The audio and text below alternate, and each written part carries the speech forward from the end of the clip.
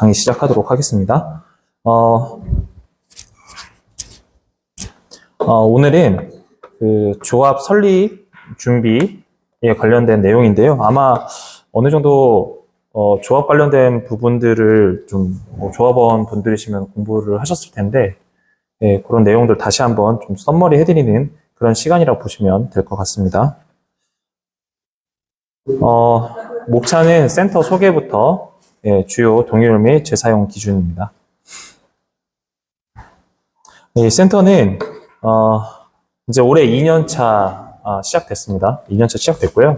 그래서 재개발 재건축 정비 사업에 대해서 주민들이, 그러니까 구민들이죠. 우리 영등포 구민들이 이해를 돕고 그 정비 사업 좀 신속하게 추진하기 위해서 상담과 그리고 설명회, 교육을 진행하고 있습니다.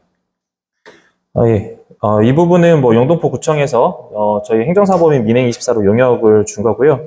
저는 행정사법인 민행24 대표 행정사입니다. 본 사업에 대한 센터 작업을 하고 있고요. 한 달에 한 번 정도는 제가 직접 강의를 해드리고 있습니다.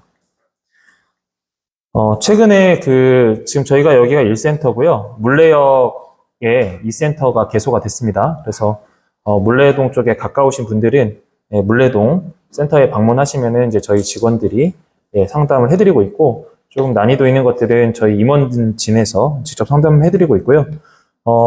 제가 주로 재개발 재건축에 대한 제 전문 분야는 사업성 쪽입니다. 네, 센터 운영을 보시는 바와 같고요. 정비사업 동향을 좀 보시면, 자고 나면 오르는 공사비 때문에 아마 여기에 조합원분들로 계시면은 아마 고민들 많이 하실 텐데, 공사비가 오른다는 거는 다시 말하면 즉 사업성에 문제를 주는 부분이기 때문에, 가장 대표적으로 또 말씀드리면 이제 시공서열 3,40위권이 작년 이맘때에 타 지역에서 공사비가 평당 한 580만 원대가 이제 정비 사업을 진행을 했었거든요. 근데 이제 올해 와서 보니까 지금 이주비까지 하면 700만 원 넘어가는 상황입니다. 그러니까 한 150만 원, 많게는 200만 원까지 평당 올라가는 공사비 추세다 보니까 아무래도 이제 여러분들이 그동안 생각했던 것보다는 생각보다도 사업성이 안 나오는 부분들이 좀 있을 겁니다. 그리고 이제 소규모 정비사업 모아타운 이제 모아타운도 이제 여러 가지 좀 좋은 취지로 좀 진행을 했지만, 또 이제 이 가운데 좀 여러 가지 좀 이슈에 대한 부분들도 있고, 그런 부분도 있기 때문에 좀 속도감이 좀 아무래도 좀 떨어지는 그런 상황인 것 같습니다.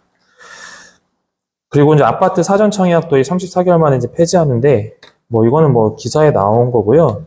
일단 가장 큰 문제는 여러분들도 잘 알고 계시겠지만, 지금 서울도 주요 지역을 제외하고는 분양이 안 되고 있죠. 완판은 없습니다.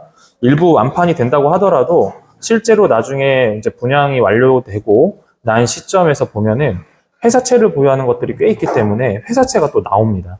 그런 부분들이 있었고, 그리고 최근에 이제 대기업 브랜드이긴 하지만 거기도 마찬가지 완판됐다고 했는데 불과 얼마 지나지 않아서 회사채가 나오는 그런 상황이 있었고, 그 부분에 대해서 분명히 저희도 예상을 했던 부분이고, 안내를 드렸음에도 불구하고 또 이제 그런 일들이 벌어지더라고요.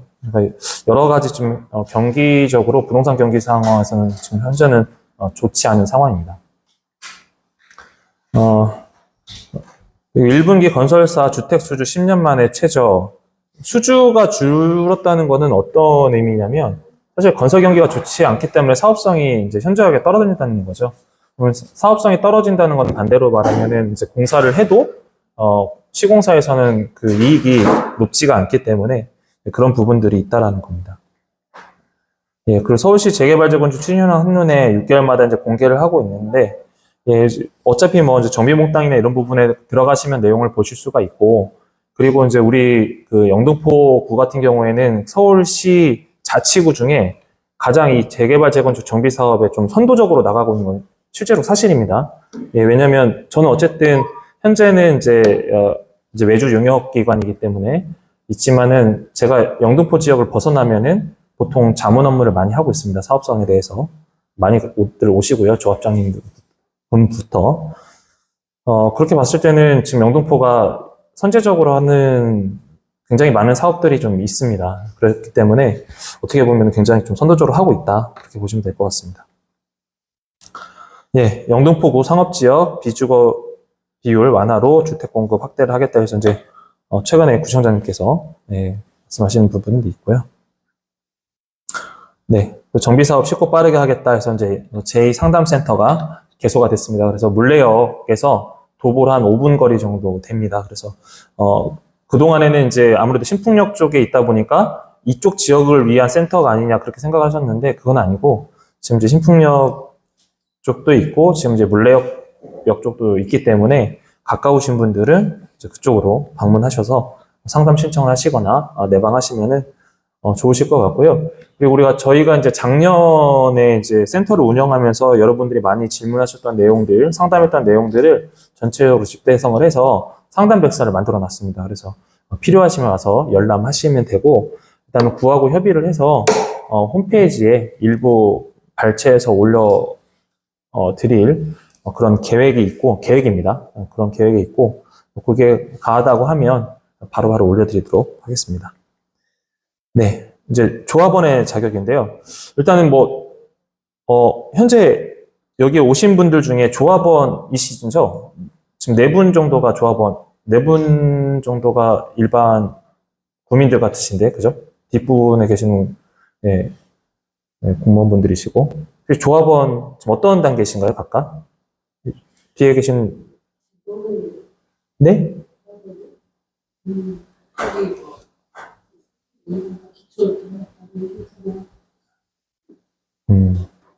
일단 거기에 주거하고 계시거나 해당 토지나 건물 소유주신 거잖아요. 장차적으로 정비구역 안에 있다면 조합원이 되시겠죠. 네, 그리고 선생님은 네, 도림동이 26까지 20일 지역인데 네네. 지금 동의서 받고 오더라고요. 동의서 받는 단계시고요. 네네. 좋습니다. 네. 알겠습니다. 네네.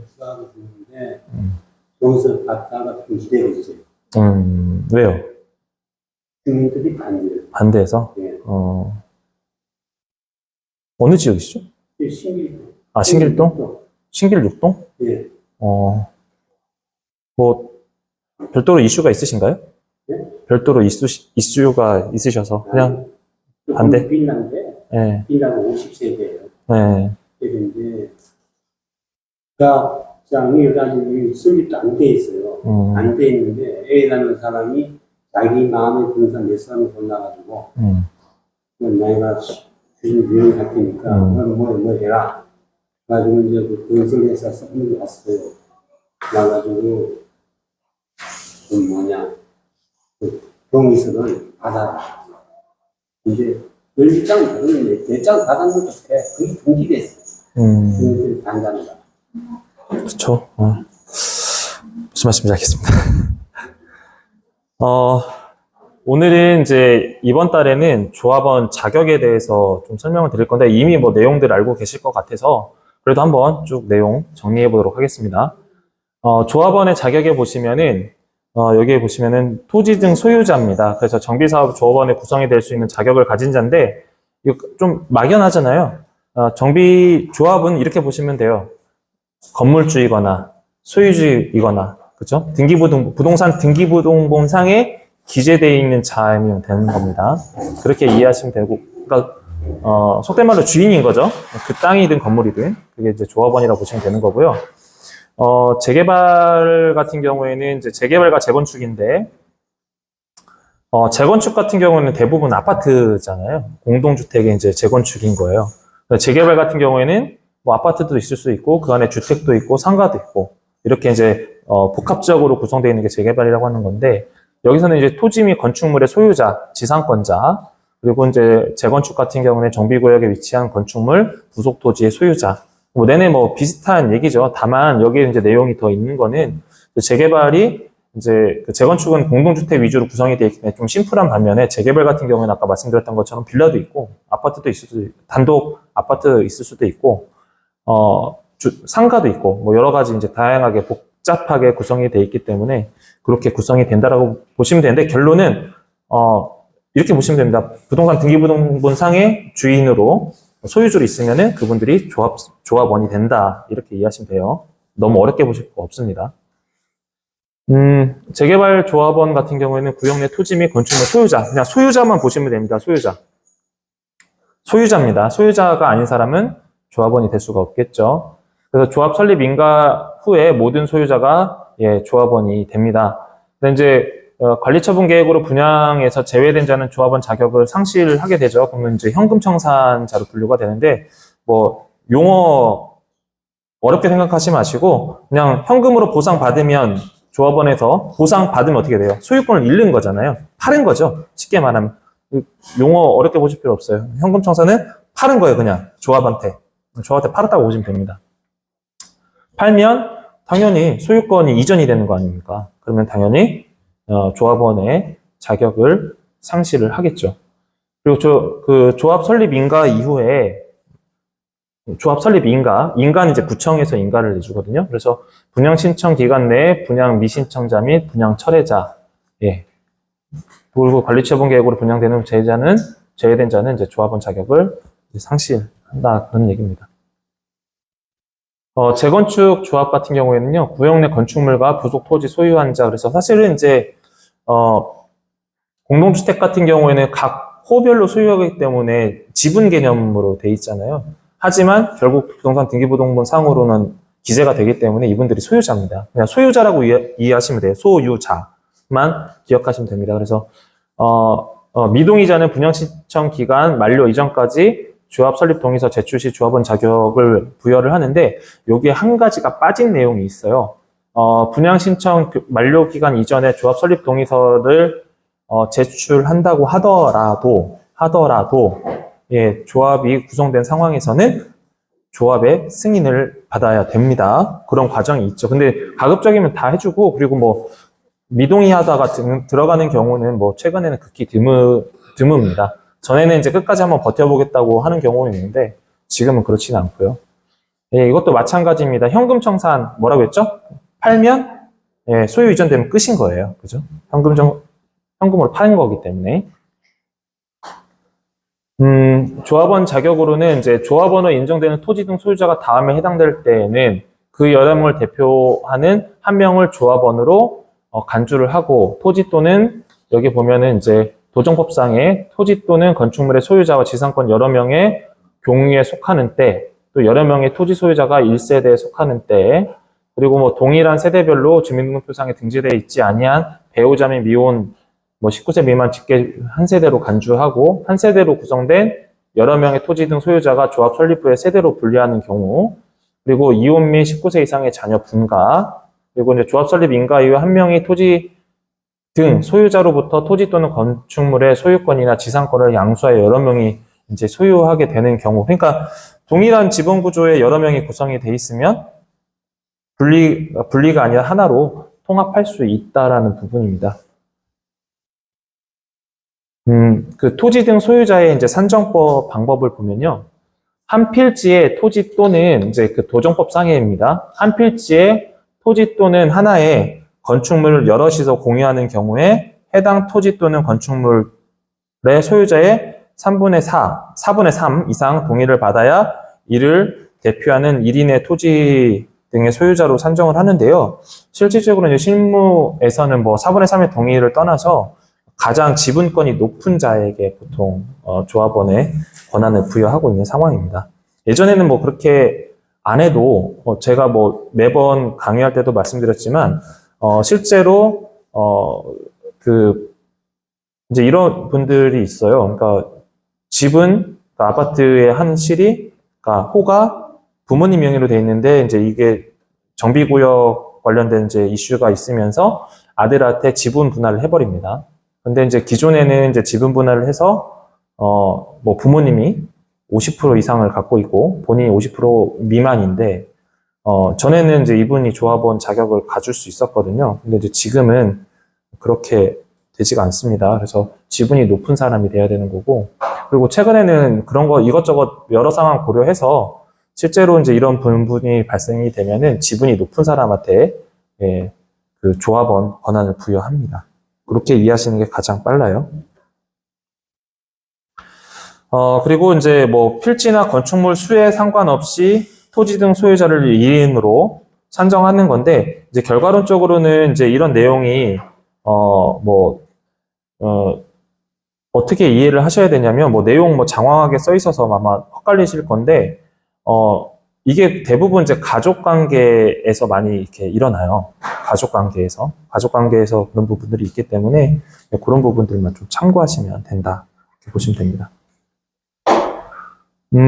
소유권 또는 그 구분 소유권을 여럿이서 공유하는 경우에 그 여럿을 대표하는 1인은 이제 토지, 계속 똑같은 얘기예요. 네, 계속 똑같은 얘기고, 결과론적으로 이해관계가 묶여있는 사람들끼리에서의 문제인 거지, 사실 뭐 여러분들하고 크게 해당될 일은 별로 없습니다. 뭐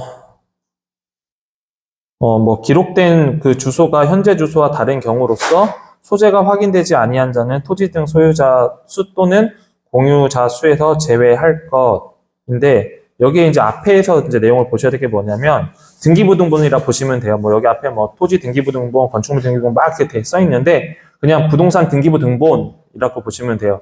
부동산 등기사항에서 소유자를 등재될 당시에 주민번호 기록이 없고, 기록된 주소가 현재 주소와 다른 경우로서 소재가 확인되지 아니한 자는 토지 등의 소유자에서 이제 제외를 하는데, 이제 예전에는 그런 게 되게 많았는데 지금은 사실 뭐 주민등록이 기록이 없다거나 뭐 그런 건 없고, 그런 경우는 많죠. 이제 소유자의 이제 그 거주 지정부가 명확하지 않을 경우가 있기 때문에, 그런 경우에는 뭐 쉽고 간단합니다. 몇 번 관련된 내용 보내고 나중에 법원에서 자료 보내면은 어쨌든 찾아가게 돼 있어요. 찾아가게 돼 있으면은 결국 이제 소유자를 찾을 수가 있기 때문에 뭐 그렇게들 많이 하고요. 뭐 주민등록 기록이 없는 경우는 이제 최근에는 거의 저는 못 본 것 같아요. 초기 때는 뭐 재개발 재건축 한다고 해서 초기 한 10년 전 정도 때는 뭐 주민등록 기록도 없는 것도 있고 뭐 그랬는데, 지금은 어지간하면 다 있습니다. 그리고 이제 조합원 찾으려고 하면 어쨌든 뭐 지금은 준비위원회가 구성이 되잖아요. 준비위원회 구성이 되든 뭐 추진회가 구성이 되든 그 전에 이제 각 등기별로 다 찾아가지고 일일이 이제 소유자를 찾기 때문에, 왜냐하면 그게 다 이제 동의서를 받아야 되고 하기 때문에 기록도 남겨야 되고 그런 부분들이 있어서 어지간하면 찾습니다. 네. 토지 등 소유자 산정 방법 사례 재개발 기준인데요. 일단은 이제 구성원 일부가 별도의 토지를 소유한 경우, 그래서 뭐 1번지에 소유자 A가 있고 B가 있고 2번지에 B가 있고 3번지에 B가 있다. 그래서 소유자 A, B가 1, 2, 3번지를 형태를 다르게 소유한 경우에는 A 플러스 B, B 플러스 2인으로 이제 산정을 한다는 건데, 뭐 이거 당연한 거겠죠. 예, 뭐 굉장히 어렵게 써 있는데 뭐 그렇지 않습니다. 그리고 다른 구성원이 포함된 수인이 다수의 토지를 공유한 경우, 그러니까 이게 이제 어떤 경우가 많냐면, 그 예전에 한참 그 경매가 유행 한참 할 때, 경매가 좀 유행, 지금은 뭐 경매, 뭐 최근엔 제가 경매를 안 봐서요.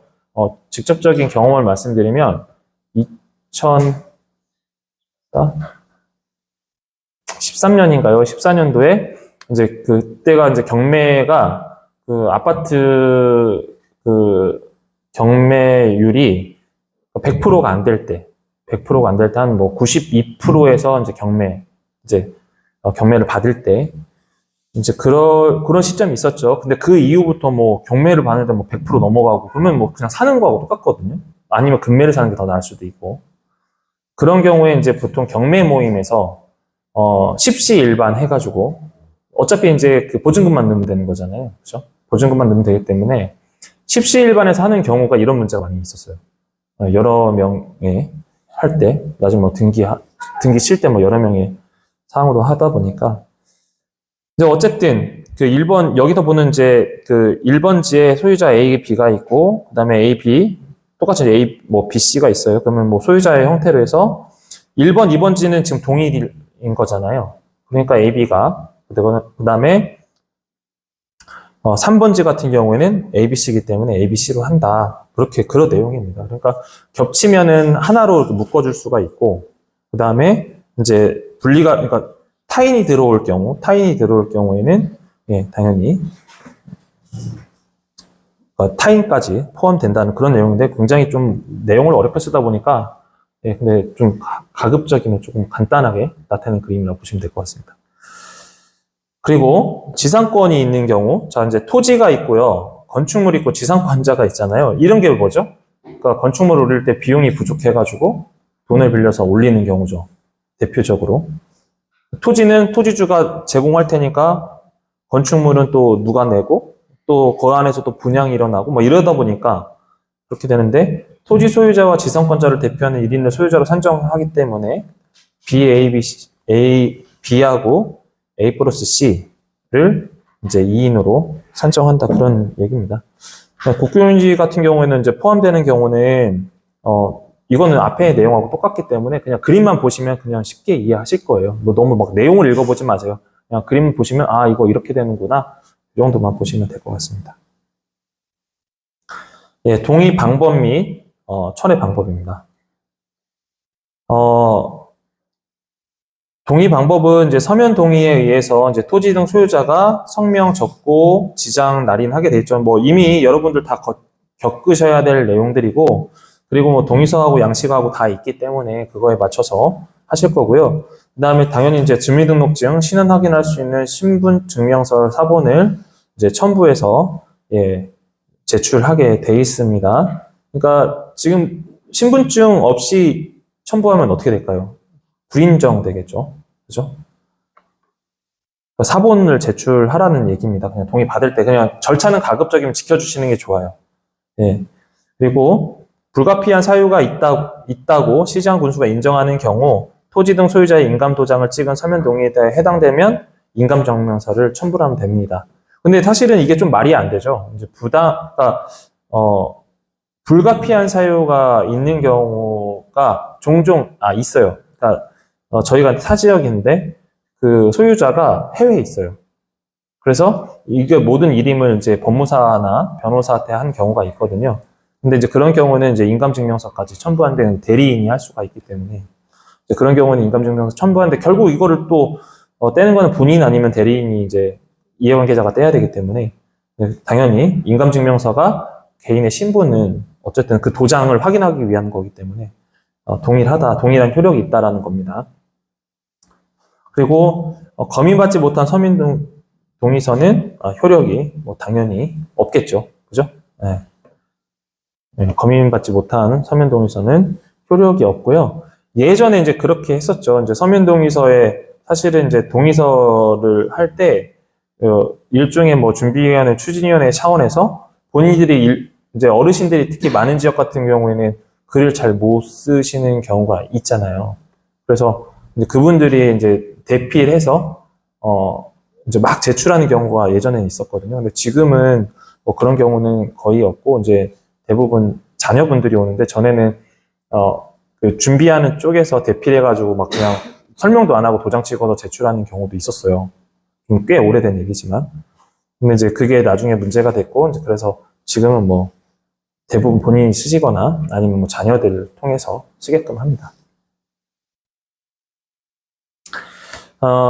그 동의 철회 같은 경우에는요, 절차의 이제 무효화를 방지하고 정비사업 절차가 원활하게 진행할 수 있도록 동의 철회 시기에 제한을 두고 있습니다. 그래서 보통 한 달 정도 보거든요. 그래서 그렇게 이해하시면 되는데, 사실은 이제 이게 동의 철회라는 게 사실 동의를 철회한다고 하더라도 일정 양의 동의율 요건을 충족하는 경우, 제가 물론 이제 그 법상으로는 뭐 퍼센트가 일부 나와 있지만 사실은 이제 재개발 재건축을 할 때 여러분들이 좀 이해하셔야 될 부분들이 실무에서는 최소한 80% 이상 정도는 넘어가 줘야 실제 할 수가 있습니다.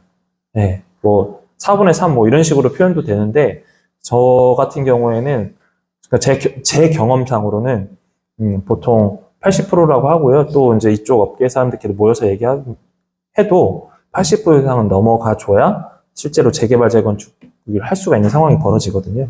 그러니까 여러분들도 물론 이제 법상에 뭐 몇 프로 됩니다. 또 뭐 우리 또 신속통합기획에는 몇 프로 이상이 되면 신청할 수 있습니다. 한다고 하더라도 신청은 할 수는 있으나 뭐라고요? 동의율을 충족시키지 못하면 못하는 거예요. 그렇기 때문에 동의율은 80% 이상 보셔야 되는 겁니다. 그래야지 실제 사업이 가능합니다. 그 동의 철회 이제 시기가 되어 있는데, 아까 제가 한 달 정도 된다고 했죠. 그래서 이제 그게 30일인 거고, 이제 일반 동의가 있고, 이제 사후에 정비구역 해제에 대한 동의는 최초 동의한 날부터 30일까지 한 달입니다. 30일까지만 철회가 가능하고, 조합 설립에 대한 동의도 최초 동의한 날부터, 네, 30일까지만 철회가 가능한데, 단 30일이 지나지 않았더라도 창립총회 후에는 철회가 불가해요. 그러니까 이제 창립총회가 당연하죠. 왜 우리 그 기표하는 시점에 우리가 선거일에 선거를 하지 않으면 어떻게 돼요?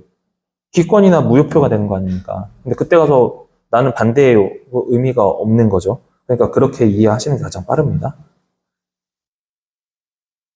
네. 동의 철회 같은 경우에는 이제 철회 방법은 철회서에 토지 등 소유자의 성명 적고 지장 날인, 그다음에 주민등록증 및 여권 등 신원 확인 가능한 신분증 사본을 첨부하고 동의 대상 및 시장 군수 등에게 내용 증명을 이제 발송하고요. 그다음에 시장 군수 등 철회서를 받으면 지체 없이 동의에 상대방에게 철회서 접수 사실을 통지를 하는데 뭐 당연한 거죠. 철회하면 어떻게 해요? 부동의 철회한다고 당연히 왜냐면 처음에 동의한다고 동의서를 보냈으면 철회하면 어떻게 해야 돼요? 철회서를 보내야겠죠. 당연한 건데 여기서 이제 여러분들이 조금 아셔야 될 게 동의 상대방이 시장 군수 등의 이제 내용 증명을 발송하게 되면은 이제 이 내용 증명이라는 게 좀 요즘에는 좀 애매해요. 그러니까 여러분들이 생각하는 내용 증명은 뭡니까? 서류에 작성해서 보낸 게 내용 증명이잖아요. 근데 지금 해석되는 법률 쪽 시장에서 해석되는 내용 증명은 문자, 카톡도 해당이 돼요. 내용 증명으로 인정이 된다고요. 근데 이제 어쨌든 철회서는 제출을 해야 되는 겁니다. 그렇게 해서 이제 관련된 내용을 이제 통보하게 돼 있는데 요 내용 증명 뭐 추후에 좀 내용이 여러 가지로 좀 바뀌겠죠. 지금 내용 증명은 꼭 문서로 하지 않아도 됩니다. 그냥 문자, 카톡으로도 내용 증명이 되고요. 요즘에는 읽으면 어떻게 됩니까? 1, 2 사라지잖아요. 읽으면. 그러면 본 걸로 간주합니다. 그거 꼭 기억하셔야 돼요. 자, 그 철회의 효력 발생. 그래서 동의의 상대방에게 이제 도달할 때, 그리고 시장 군수 등의 동의 상대방의 철회서를 접수할 사실을 통지한 때는 더 빠른 때 철회 효력이 있다라고 하고, 철회서를 제출할 때 예를 들어서 문서를 보내게 되잖아요. 그럼 이제 뭐 여러 가지 방법이 있겠죠. 첫 번째 직접 갖다 줘서 접수시키는 방법이 있고, 그게 가장 확실하죠. 그죠? 두 번째는 이제 우편으로 보내는 경우가 있어요. 그러면 우편으로 보낼 때 뭘로 보내요? 등기 우편으로 보내야겠죠. 그죠? 아니면 택배, 뭐 택배로 보낼 일 거의 없을 것 같고, 직접 갖다 주든지, 등기로 보내든지. 그러면 이제 등기 발생한 거, 그 다음에 이제 도착하면은 접수된 걸로 간주하는데, 간혹 그 관할 담당자가 그 등기 우편을 열람을 안 하는 경우도 좀 있어요. 그래서, 굳이 말씀드리면 등기로 보내실 경우에는 보내놓고, 그 다음에 등기 번호하고, 그 다음에 이제 예상, 어차피 오늘 보내면 내일 가잖아요. 통상적으로 등기가. 그리고 어차피 뭐 지역 주민들이라 뭐 며칠 걸리지는 않을 거라서, 그날 보낸 다음에 담당자한테 전화해서 나 이거 언제 보냈다라고 설명을 해주고 녹음해 놓은 게 제일 좋습니다. 그래서 이제 조합 설립에 대한 이제 동의 철회는 조합 설립 동의 철회는 동의 후 도정법 제20조 2항이 변경된 경우만 가능한데 30조 2항이 뭐냐면 건축물 설계 개요가 있고요. 공사비 등 정비 사업 비용, 그러니까 예산 이렇게 보시죠. 1번은 설계, 건축 설계, 2번 비용, 예산, 그리고 정관, 조합 운영 정관, 그리고 사업 완료에 소유권의 기소, 그 다음에 정비 사업비 분담 기준, 그러니까 분담금. 근데 통상적으로 이제 동의 철회하는 경우는 어디서 제일 많겠어요? 여러분들이 여기도 한번 찍어보세요. 동의 철회하는 경우 어떤 거? 설계 때문에? 사업의 분담 때문에. 왜 분담금 때문에 많이 철회를 해요? 분담금 때문에. 그죠? 분담금이 내가 낼 수 있으면 상관이 없잖아요. 근데 못 내면 어떻게 해요? 속된 말로 쫓겨나는 거죠. 그죠? 네, 청산 대상이 되는 거잖아요. 그래서 가장 이제 큰 문제가 그래도 이제 지금 뭐 한 5, 60대 연령대가 많은 층 같은 경우는 그래도 그 연령대가 그나마 아름아름 이제 재산을 좀 불려놓은 때이기 때문에 상관이 없는데, 사실은 이제 고연령 70대 뭐 80대 이상 넘어가가지고 홀로 사시는 분들 계시는 경우에는 사실은 그때는 돈이 별로 없죠. 대부분 자식들한테 이제 증여를 했다거나 그런 경우가 많고, 오히려 뭐 자식들한테 이제 뭐라고 합니까? 용돈을 받아서 쓰는 경우가 굉장히 많기 때문에 고연령층이 많은 데에서 조합원들이 많이 쫓겨나는 걸 많이 봐요. 저도 이제 제가 아까 말씀드렸지만 우리 영등포 안에서는 저희가 이 센터의 역할로서 공익적인 업무를 하고 있지만, 제가 타구에 가면은 저도 똑같이 자문 업무를 하거든요. 그래서 제가 예를 들어 조합원 편에 그러니까 조합도 분리가 되잖아요. 그러니까 조합법이 설립되면 임원이 있고, 조합장을 기준으로 한 임원이 있고, 조합원이 있잖아요. 그럼 조합장 편에 들면 조합원을 내쫓게 되는 그런 업무를 하기도 하고, 또 반대로 구성이 되면은 또 조합장을 중심으로 한 그런 조합 법인 자체가 문제가 있으면 또 반대 업무도 하는데, 어쨌든 이거는 뭐 개인적인 제 경험이기 때문에 그러니까 조합 연령층이 높은 지역일수록 조합원이 끝까지 가는 경우는 굉장히 힘들어 보이기도 하고요. 그런 부분들이 있기 때문에 특히 이제 뭐 초창기 뭐 역세권이나 쪽방촌 같은 데 개발한다고 할 때는 거기는 감당이 안 돼요. 네, 감당이 안 돼서 나가는 경우도 되게 많고, 그런 부분들이 좀 없지 않아 있습니다. 나머지 내용은 별로 중요하지 않고 위에 이거 두 가지만 보시면 돼요. 동의철회는 철회 사유는 어떤 경우, 설계나 그다음에 예산, 분담금 이런 거. 사실 정관이나 뭐 완료 소유권 기속은 이거는 그냥 거의 정관도 표준 정관들이 있기 때문에 여러분들 어지간하면 보시고요. 그리고 조합원들 중에 또 똑똑하신 분들 많아서 정관 갖고 엄청 싸워요. 근데 이제 정관으로는 예전에는 이제 불과 3, 4년 전만 해도 정관 갖고 엄청 문제가 있었는데, 지금은 거의 표준 정관들이 있기 때문에 뭐 정관으로 장난칠 일은 별로 없고, 거의 이제 정비 사업비나 이 분담금 때문에 문제가 굉장히 많이 된다. 그러니까 여러분들은 어떻게 해요? 그걸 계속 봐야 돼. 근데 이제 한 가지 문제는 뭐냐면 공사비는 변경이 될까요, 안 될까요? 가능해요, 안 해요? 공사비 변경을 초기 때 조합하고 할 때 공사비 제시를 했어요. 했는데 이게 1조 사업이야. 근데 1조 5천억 늘었어. 변경돼야 안 돼요? 안 돼요? 됩니까, 안 됩니까? 되잖아요. 네, 변경되니까 공사 멈췄잖아요. 그게 무서운 거예요. 그래서 통상적으로 이제 정비 사업을 그게 치안 합승제도 변동이 가능해요. 확정을 거의 안 시키죠. 확정을 안 시키고 이제 어떻게 하냐면, 통상적으로 시공서열 20위권 안에, 흔히 말하면 대기업 브랜드 좋은 것들은 사실 공사비 조정을 잘 안 해요. 자기네 그 브랜드가 있기 때문에. 네. 그런데 그렇지 않은, 물론 제가 뭐 폄하하는 건 아니고, 이거는 이제 그동안 이제 자문하다가 이렇게 쭉 겪어봤던 것들인데, 시공서열이 낮으면 낮을수록 공사 변동 심해요. 네. 그건 뭐 브랜드가 별로 중요하지 않거든요. 네. 그런 부분들이 있으니까, 여기에 이제 나머지 다 조합원분들 되실 분들이니까, 아까 말씀드렸던 것처럼 공사비나 정비사업 분담금에 대해서도 좀 민감하게 반응하실 필요가 있다. 근데 이제 그런 거를 일일이 또 다 계산할 수가 없으니까, 또 뭐 자문을 이제 또 받으셔야 되는 상황들이 많이 이제 벌어지는 거죠. 네. 그렇게 보시면 될 것 같고요. 네, 주요 동의율 및 재사용 기준입니다. 주요 동의율을 정리하게 되면요, 안전진단 실시 요청은 재건축은 이제 토지 등 소유자의 이제 10분의 1인데, 요거는 한번 제가 말씀드렸지만 전에도 재건축에 최근에 이제 뭐 이렇게 뭐 여러 가지 정부 방침을 뭐 얘기했었지만, 최근에 가장 논란됐던 거 있죠. 안전진단 없이 30년 이상 된 데는 재건축할 수 있다라고 했죠. 사실일까요? 네. 30년 이상 된 아파트는 이제 안전진단 없이 재건축이 가능하다. 맞습니까? 아니죠. 네. 안전진단 시점이 뒤로 간 것 뿐이죠.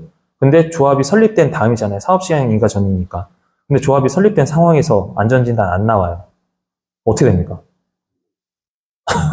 네, 그런 게 좀 실무적인 내용들을 좀 이해한 상태에서, 좀 이렇게, 뭐, 이해했을 거라고 한 상태에서 얘기를 했겠지만, 발표가 됐겠지만, 안전진단이 안 나오면, 조합 설립될 때까지 시간과 비용과 그러니까 시간과 비용이 되는 거잖아요. 근데 안전진단이 안 나오면 못하는 거죠. 네. 그런 거를 이제 정확하게 이해를 하시고 하셔야 됩니다. 물론 이제 30년 이상 되면 뭐 안전진단 하면 D등급이나 2등급 나오면 D등급부터는 이제 위원회에서 할 수가 있는 거잖아요. 근데 만약에 생각지도 않게 C등급 B가 나왔어요. 네. 그런 경우가 있어요. 네. 그 다음에, 정비구역 해제 연장을 요청하는 경우는 이제 조합원의, 30% 이상, 뭐 100분의 30은 너무 어렵잖아요. 30% 이상 이렇게 보시면 되고, 토지이동 소유자 위에는 10% 이상 이렇게 보시면 됩니다. 그리고 이제 주거환경 개선 사업의 시행자를 토지주택공사 등으로 지정하는 경우 정비계획 공남 공고의 현재 토지이동 소유주의 과반 50% 이상 되는 거고, 재개발 토지이동 소유자의 공동시행은 과반수 이상. 그죠? 과반수인데 뭐라고 했습니까? 과반수가 의미가 있어요, 없어요? 동의율은 의미가 아까 80% 정도 맞춰야 된다고 하고, 여기서 이제 시행사를 이제 선정할 때 같은 경우에는, 총 인원의 과반 이상이 참석해서 또 과반 이상이 의결을 하면 결정이 되는 것들이잖아요.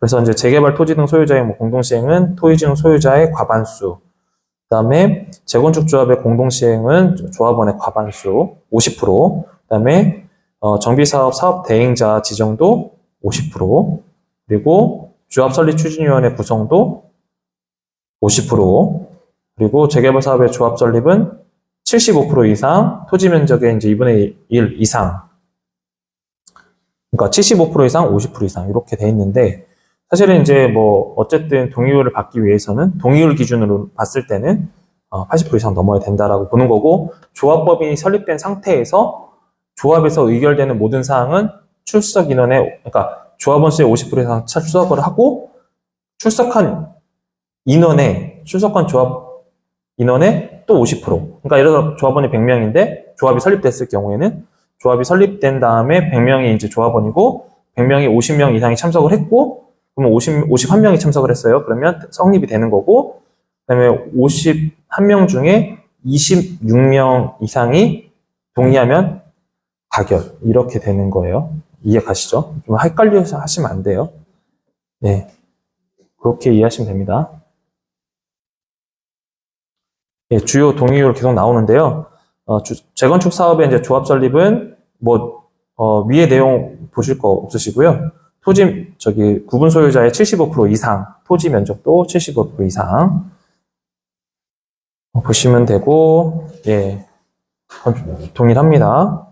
예, 3분의 2 이상 총회 조합원의 설립된 조합이 인가받은 사항을 변경하려는 때는 이제 총회에서 조합원의 3분의 2 이상이 찬성으로 의결을 한다 이렇게 되어 있고요. 그다음에 주민 대표회의 같은 경우는 토지등 소유자의 과반수,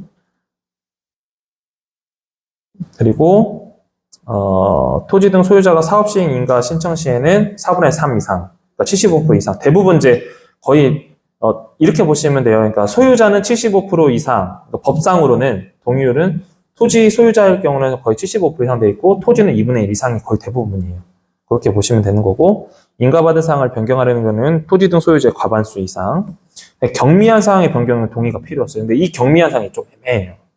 경미하다라는 게 애매합니다. 이게 이제 법 해석이 좀 필요한데, 이거에 따라서 막 바뀌기도 하거든요. 네, 그렇게 보시면 되는 거고, 그다음에 지정개발자가 사업 시행 인가 및 신청 시, 그래서 과반수 50% 이상입니다.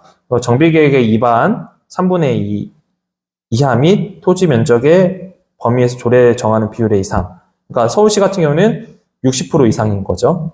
네, 그리고 토지는 무조건 2분의 1, 거의 토지는 2분의 1 이상입니다. 자, 용적률 완화를 위한 현금 납부 방법. 토지 등수의 과반수 이상.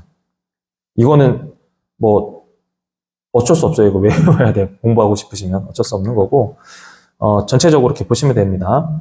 그리고 조합 설립 동의서 이제 재사용인데, 이제 조정법은 이제 정비 사업의 원활한 추진과 조합 설립 동의서 재진구 비용 절감을 위해서 조합 설립 인가를 받은 후에 동의서 위조, 동의 철회, 동의료 미달 또는 동의 자수, 선정 방법에 관한 하자 등의 다툼이 있는 경우 일정한 요건이 충족되면 동의서의 유효성에 다툼이 없는 토지 등 소유자의 동의서를 재사용이 가능하다라고 하는데, 재사용이 이제 가능하기도 하고요. 이제 이런 경우가 발생되면은 통상적으로 다시 받는 경우가 많아요. 다시 받는 경우가 많고, 뭐 재사용도 하기도 하지만 뭐 또 그것도 이제 나중에 또 문제 제기를 하는 경우가 있기 때문에 그때는 뭐 재사용해도 되는데 뭐 다시 받는 경우도 비일비재합니다.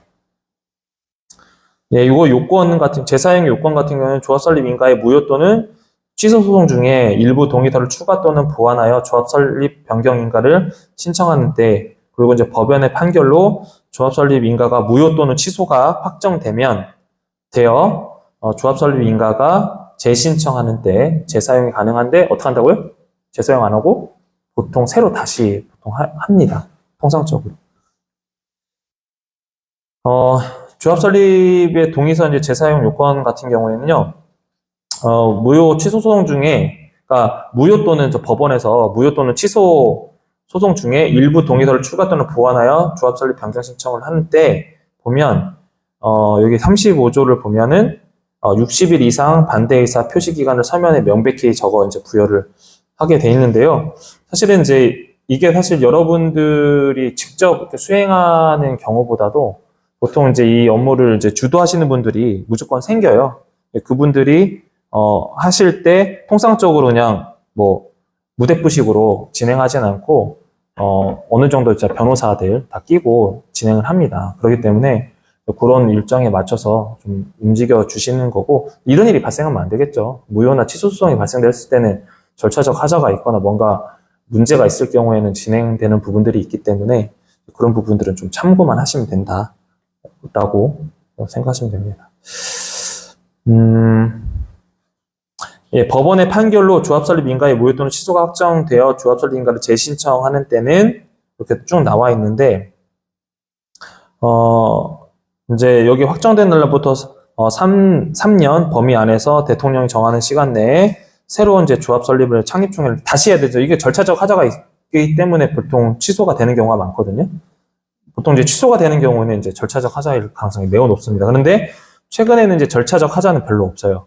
예, 절차적 하자 없이 진행하려고 많이 하고 있기 때문에, 전에는 절차적 하자 엄청 많았는데 지금은 사실 절차적 하자가 없고, 절차적 하자가 있으면은 되게 우스워지는 거죠, 상황이. 예, 그래서 이제 도정법에는 이제 90일 이상 반대 의사 표시 기간을 서면에 명백히 적어서 부여하게 돼 있다는데, 서두에 말씀드렸던 것처럼 사실 이제 이런 상황이 벌어지면 예, 별도로 또 전문가들이 붙어서 자문을 하니까 그거에 맞춰서 움직여 주시면 됩니다. 어차피 이게 자기 재산권 행사 사항이기 때문에 예, 뭐 반대하시기도 하고 뭐 찬성하시기도 하고 예, 그런 경우가 많습니다. 네, 그리고 이제 법원의 뭐 판결로 뭐 무효 또는 취소가 확정되어 조합 인가를 재신청하는 때는 라고 나와 있는데, 변경 범위 이제 보시면 되는 거죠. 이제 정비구역의 면적이라든가 신축된 건축물의 연면적, 정비사업비 증가는 네, 10% 이제 미만일 것 이렇게 돼 있는데, 이거는 서두에 말씀드렸던 것처럼 제일 핵심이 비용이에요, 비용이라서 네, 비용을 좀 잘 보셔야 돼요, 비용을. 참고사항입니다.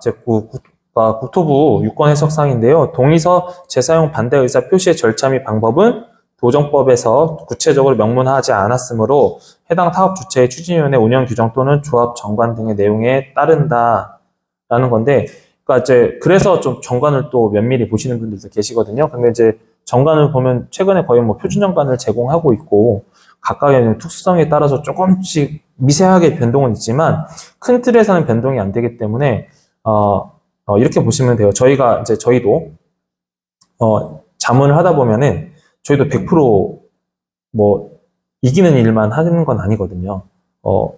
최근에도 이제 하나 졌죠. 저희 법무법인하고 저희가 한 팀이었는데 졌는데 정관의 하자도 얘기를 했었어요. 근데 그 저희는 이제 정관을 주장했던 거고, 근데 반대쪽은 이제 정관에 하자가 있다고 한 건데, 결과는 좀 졌어요. 왜 그러냐면, 정관은 어떻게 됐냐면, 저희 쪽 주장은, 정관은 조합원들이 결정사항인 거잖아요.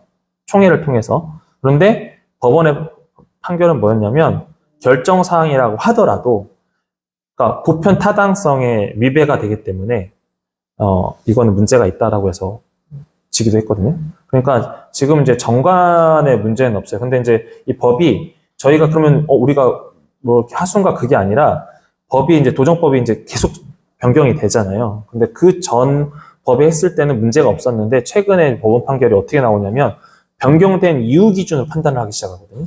그럼 예전에는 합법적이었어요. 근데 지금은 법상 안 맞으면 이제 문제가 있다고 보는 경우가 있기 때문에 사실은 가름하기가 좀 쉽지가 않더라고요. 그래서 분명히 이쪽 법무법인 쪽 이제 법률대리인이 있었기 때문에 법률대리인 입장에서는 이건 무조건 이긴다라고 생각했었는데 막상 결과는 안 나오는 경우도 좀 생깁니다. 그래서 사실은 좀 법 해석이 이제 어떻게 되냐면 최근 판례를 계속 볼 수밖에 없어요. 보시면 되고, 예, 오늘 여기까지만 하고요. 한 5분 정도 좀 질문을 받겠습니다.